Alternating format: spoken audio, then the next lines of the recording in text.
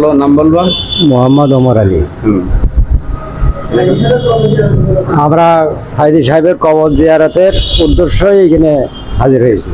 আল্লাহ কবুল করুন। আল্লাহ পাক তার কবুল করে নিন। যাক, এবার যাই আমাদের কথা বলবো। ধরো সালাম বিনিময় দাও। আসসালামু আলাইকুম ওয়া রাহমাতুল্লাহি ওয়া বারাকাতুহু। আমি মোহাম্মদ রফিকুল ইসলাম। আমরা এসেছিলাম সফর করতে পিরোজপুর। সফর করতে এসে সাইদি সাহেবের কবরটা একেবারে জিয়ারত করে তার গ্রামের বাসা দেখে তারপরে এখান থেকে ফিরে যাব। আসসালামু আলাইকুম। আমার নাম মোহাম্মদ আইব আলী। আর পরিচয় আমার এই সফরের আমি আমৃত্য পালন করছি। আর আমরা আসছি আল্লামা সাইদি সাহেবের কবর জিয়ারত এবং তার বাসা এবং তার এলাকা সফর করার জন্য।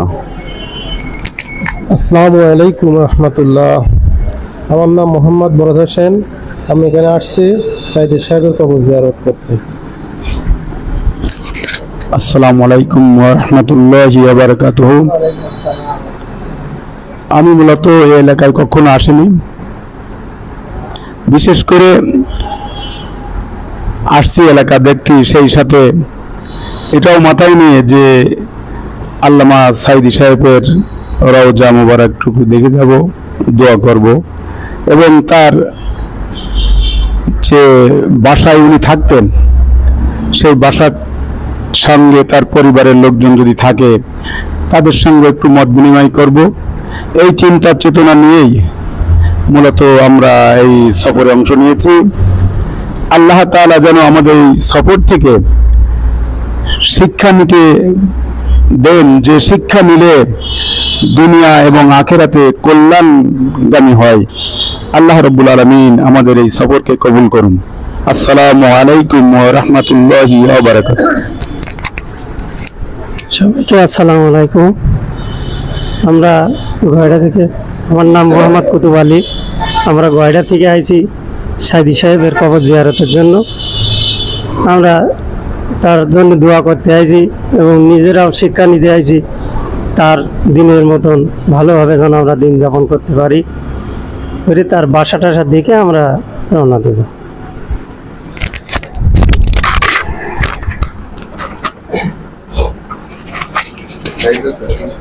রহমতুল্লাহ।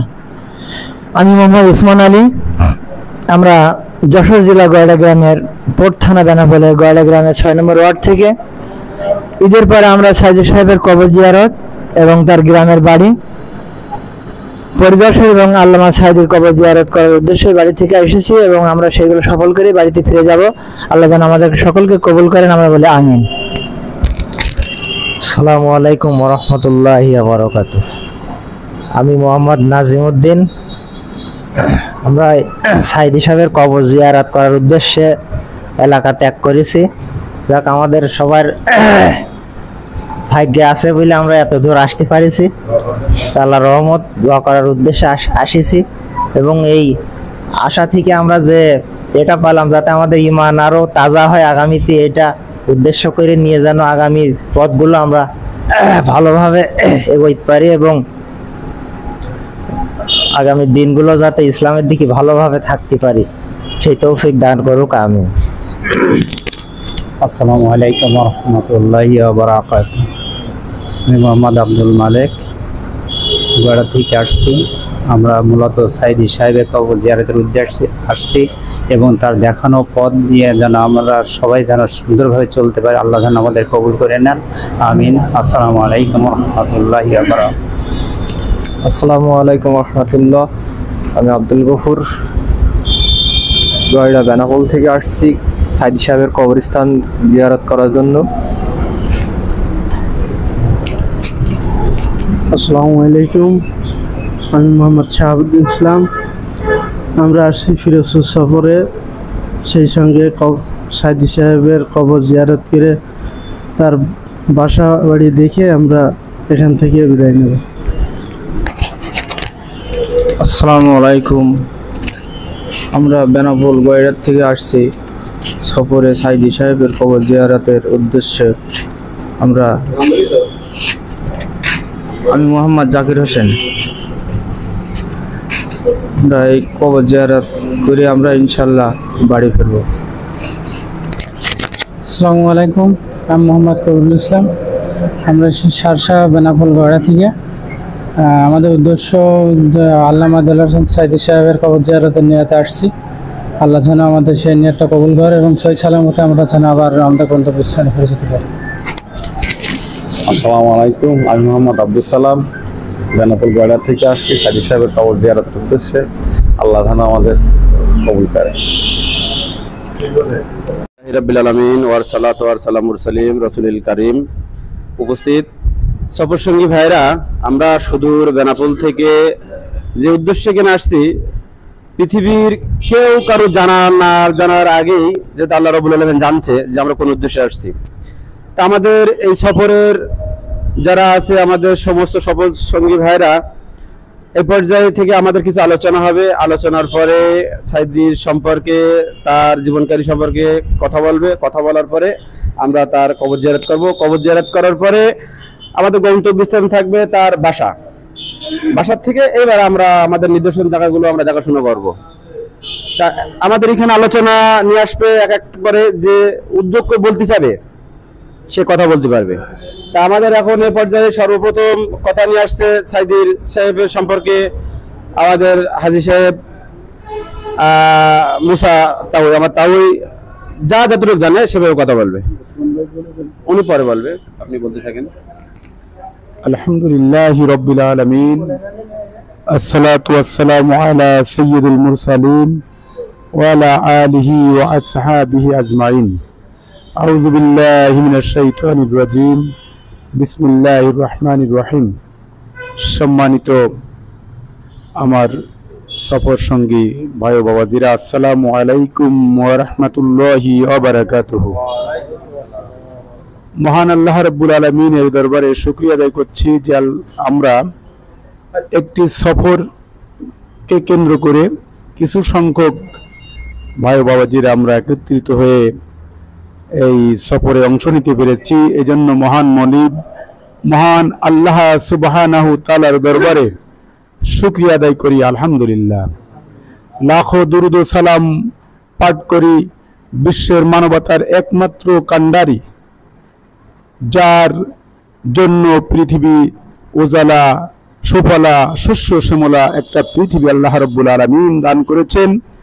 সেই মহান মনিব, মহান সত্তা, মহান আল্লাহ সুবহানাহু তাআলার সবচাইতে প্রিয় বন্ধু সরকার দু আলম আশরাফুল আম্বিয়া নবী মুহাম্মদ রাসূলুল্লাহ সাল্লাল্লাহু আলাইহি সাল্লাম, যিনি শাহিত আছেন মদিনাতুল মুনাওয়ারায় মসজিদ নববীর সবুজ গম্বুজের নিচেই আমরা সেই রাসূল করিম সাল্লাল্লাহু আলাইহি সাল্লামের পরে ভক্তি পরে সবাই সালাতু সালাম পাঠ করি, সবাই পড়ি সাল্লাল্লাহু আলাইহি ওয়াসাল্লাম। সম্মানিত সাথী ভাইরা, আমি একজন ক্ষুদ্র মানুষ, আল্লামা সাইদি সম্পর্কে বলার মতন জ্ঞান আমার নেই। তবে একটা কথা বলতে পারি, যার জীবনটা কোরআন ও হাদিস দিয়ে গড়তে পেরেছিলেন, বাতিলের সামনে কোনোদিন আপোষ করেন নাই। সারা পৃথিবীতে কোরআনের আওয়াজ বলিষ্ঠ ভূমিকায় তিনি পালন করেছেন। দুঃখের সাথে বলতে হয়, এমন একটা ব্যক্তি পৃথিবী হারালো যার ক্ষতি পূরণ হওয়ার আর নাই। ওনার সঙ্গে আমাদের কোনো আত্মীয়তার সম্পর্ক নেই, ওনার সঙ্গে আমাদের কোনো রক্তের সম্পর্ক নেই। একটি সম্পর্ক, তিনি নায়েবে রাসূল। একটি সম্পর্ক হলো তিনি আমাদের ঈমানি সম্পর্ক।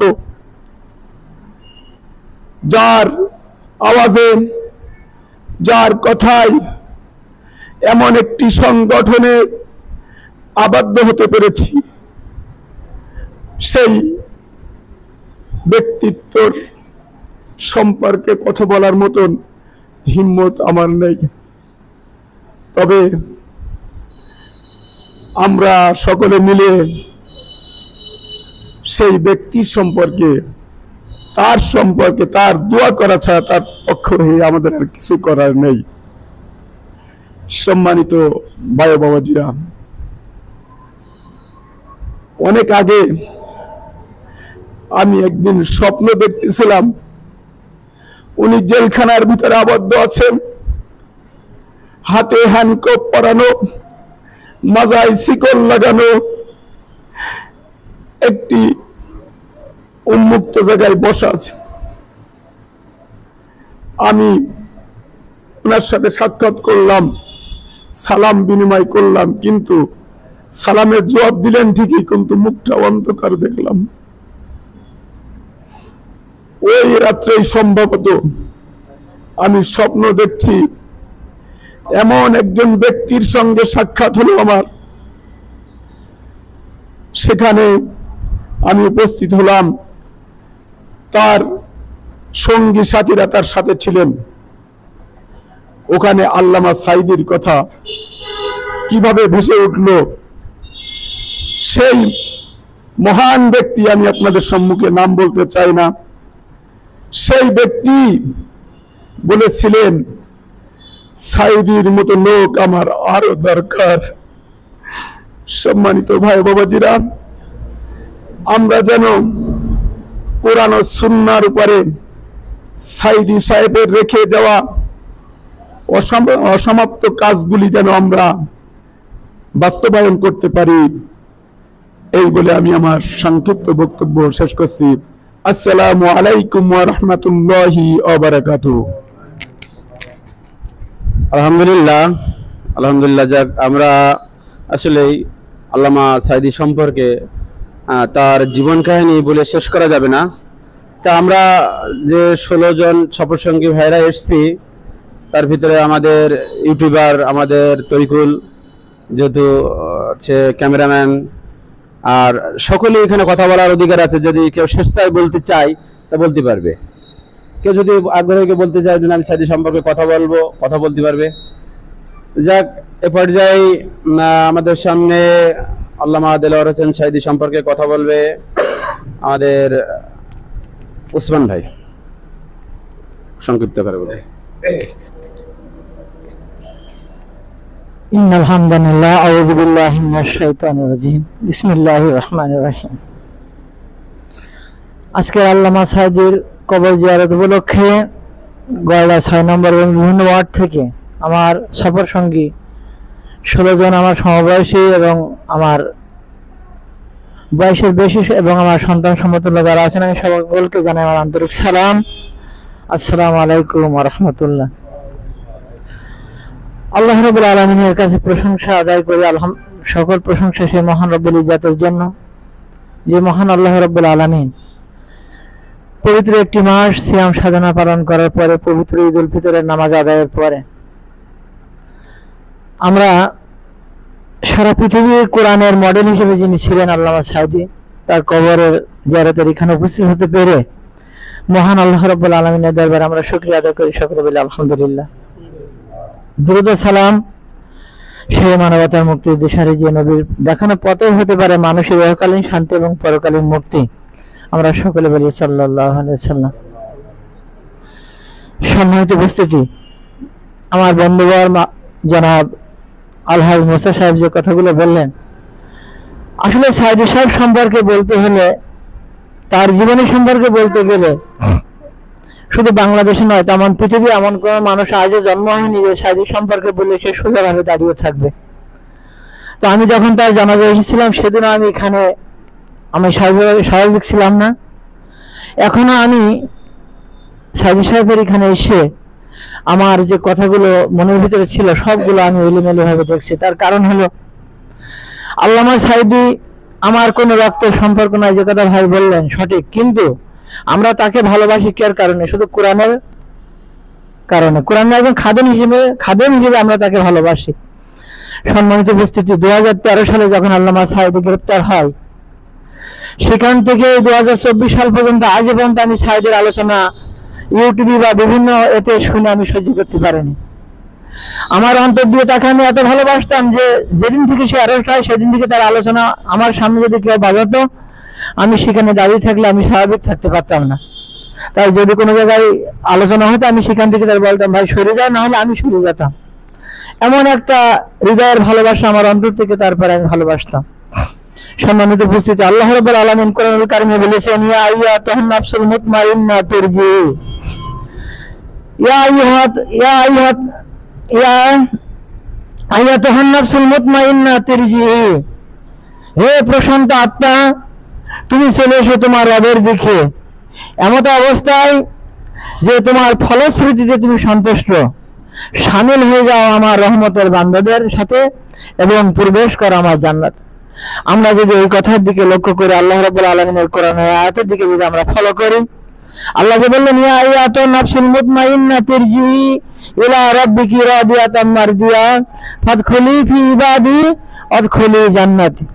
আমরা এই আয়াতের দিকে যদি লক্ষ্য করি, আল্লামা সাঈদী এর থেকে কোনো পৃথক নেই।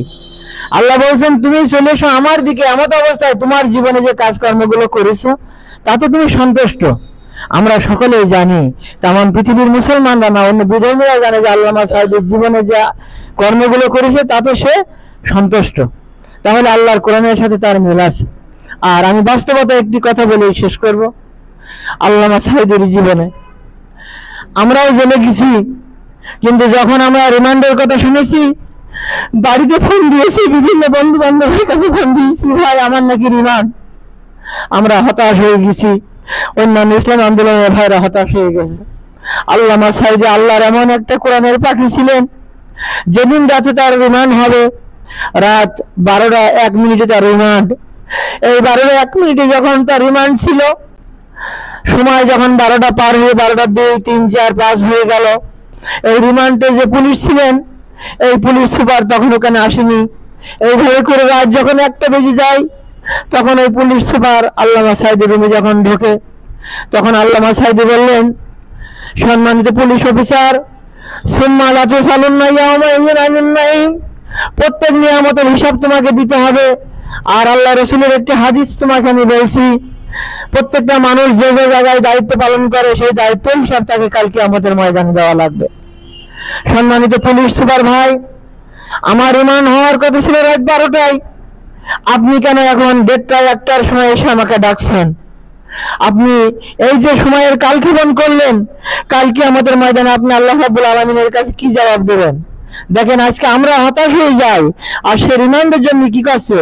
প্রস্তুতি নিচ্ছে। শুধু তাই নয়, এরপরে পুলিশ সুপারকে ডেকে বললেন, আমি সেই রাত 10টার থেকে প্রস্তুতি রয়েছি, আমার কখন রিমান্ড হবে, আমার কখন রিমান্ড হবে।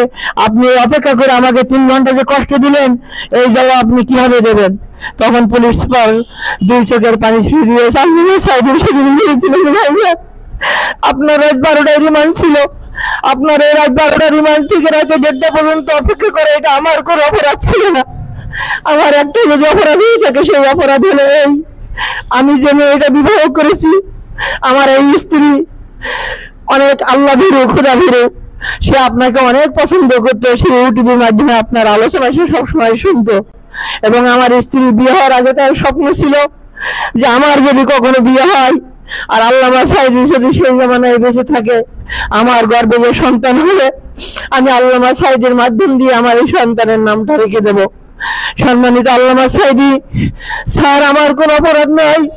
আমার সেই স্ত্রীর পেটে বাচ্চা থাকার কারণে আজ রাত 10টার সময় আমার স্ত্রীর প্রসব যন্ত্রণা শুরু হয়। আমি হঠাৎ করে যখন ফোন পাই, আমার স্ত্রীকে নিয়ে আমি হাসপাতালে যাই। এরপরে রাত 12টার সময় আমার স্ত্রীর সন্তান প্রসব হয়। এখন আমি বাংলাদেশ গভর্নমেন্টের পক্ষ থেকে আপনার যে রিমান্ড ছিল, আমি আমার পক্ষ থেকে আপনার সেই রিমান্ডকে মঞ্জুর করে আমি আপনার জন্য একটি রিমান্ড বেছে নিয়ে এসেছি এখানে। সেটা হলো এই, আমার স্ত্রীর আশা ছিল তার গর্ভে যদি কোনো সন্তান হয়, সেই সন্তানের নাম আপনার মাধ্যমে রাখবে। আজকে বাংলাদেশ সরকারের যে রিমান্ড, এই বাংলাদেশ প্রশাসনের যে রিমান্ড, এই রিমান্ড আমি আপনাকে দিতে চাই, আমি আপনাকে দিতে চাই। আমার স্ত্রী যে কথা বলেছিলেন যে আমার সন্তানের নাম রাখতে হবে আপনাকে, আমি আজকে দিনের জন্য আপনাকে রিমান্ড দিলাম। এই মুহূর্তে আমার স্ত্রীর পেটে যে সন্তান হয়েছে, ছেলে সন্তান, তার একটি সুন্দর নাম রাখা, এটা আমি আপনার জন্য রিমান্ড আজকে আমার তরফ থেকে মঞ্জুর করলাম। সম্মানিত উপস্থিতি, এই ছিল আল্লামা সাঈদীর জীবনী সংক্ষিপ্ত একটা কাহিনী। এমনি ভাবে লক্ষ লক্ষ কাহিনী সব তো তুলে ধরা আমাদের পক্ষে সম্ভব নয়। তা আমি ওটা আহ্বান জানাবো, যে কথা আমার বন্ধুরা আর বলে গেলেন, শুধু চোখের বাইরে আবেগ দেখালে হবে না। এই সাঈদী যে জীবনের দীর্ঘ প্রায় 2 যুগ ধরে যিনি যে কোরআনের দাওয়াত জমিনে দিয়ে গেলেন, এবং তার যে স্বপ্ন ছিল এই দেশে একদিন ইসলাম আইন প্রতিষ্ঠা হবে, তার আগে আল্লাহ রাব্বুল আলামিন তাকে বিদায় নিয়ে নিলেন। আমি যেটা যাই হোক, আমি এটাই বিশ্বাস করি, আমা কানা লিনাফসিন আন তামুতা ইল্লা বিইজনিল্লাহি কিতাবান মুআজ্জালা। কোন প্রাণী মৃত্যুবরণ করতে পারে না আল্লাহর হুকুম ছাড়া। এরা যত ষড়যন্ত্র করতে আমার আল্লাহ যদি তাকে রেখে দিতেন, কোনো ষড়যন্ত্রে তারা কাজ করতে পারতো না। এজন্য আমি মেনে নিয়েছি এটাই, আল্লাহ রাব্বুল আলামিন তার যেন জান্নাতে হুকুম মর্যাদা উচ্চ মাকাম দান করেন, এবং তাকে যেন আল্লামা সাঈদীকে যেন আল্লাহ কবুল করেন, এবং জান্নাতের সবচেয়ে উচ্চতার স্থান জায়গায় আল্লাহ অধিষ্ঠিত করেন, এবং তার সব সমস্ত পরিবারকে যেন আল্লাহ রাব্বুল আলামিন ধৈর্য ধারণ করার দান করেন। এবং পরিশেষে আমরা যে ভয় করে যেন এসেছি, আল্লামা সাঈদী সে রেখে যাওয়া যে কাজ, আমরা যতদিন বেঁচে থাকবো এখান থেকে বাড়িতে গিয়ে আমরা প্রতিজ্ঞা নেব, যতদিন আল্লাহ রাব্বুল আলামিন আমাদেরকে বাঁচিয়ে রাখবে, আমাদের জীবনের শেষ মুহূর্ত পর্যন্ত আমরা সেই কাজ আমাদের জীবন থেকে আমরা ঠেলে দেব না। আর যতদিন এই জমিন যার আইন চলবে, তার আল্লাহর আইন প্রতিষ্ঠা হবে, ততদিন পর্যন্ত আমাদের এই কাজ আমরা কি করব, অব্যাহত রাখবো। আল্লাহ রাব্বুল আলামিন যেন আমাদেরকে কবুল করে নেন, এবং আল্লামা সাঈদী সে রেখে যাওয়া বাকি কাজগুলো যেন আমাদের মাধ্যমে কারণ না কারণ মাধ্যমে আল্লাহ প্রতিষ্ঠা করিয়ে নেন। আমিন। ওয়া মা তাওফীক ইল্লা বিল্লাহ। আসসালামু আলাইকুম ওয়া রাহমাতুল্লাহ। আলহামদুলিল্লাহ, যাক আমরা আলোচনার মাধ্যমে সবাই অনুভূতি এগোচ্ছি। এই যাক ভাইরা, আমরা পরিচয় পর্ব এবং আমাদের আলোচনা আমরা শেষ পর্যায়ে পৌঁছে গেছি। এখন নতুন কর্মসূচি হবে আমাদের এখান থেকে একটু ঘোরাঘুরি এবং কবর জিয়ারত, তারপর এখান থেকে আমরা স্থান ত্যাগ করে পরবর্তী স্থানে যাওয়ার জন্য, সেখানেও আমাদের আলোচনা থাকবে এবং ঘোরাঘুরি সব থাকবে। যাক, এ পর্যায়ে আমাদের উপস্থিতি মানে সংক্ষিপ্ত আলোচনা আমরা শেষ করতেছি। আল্লাহ।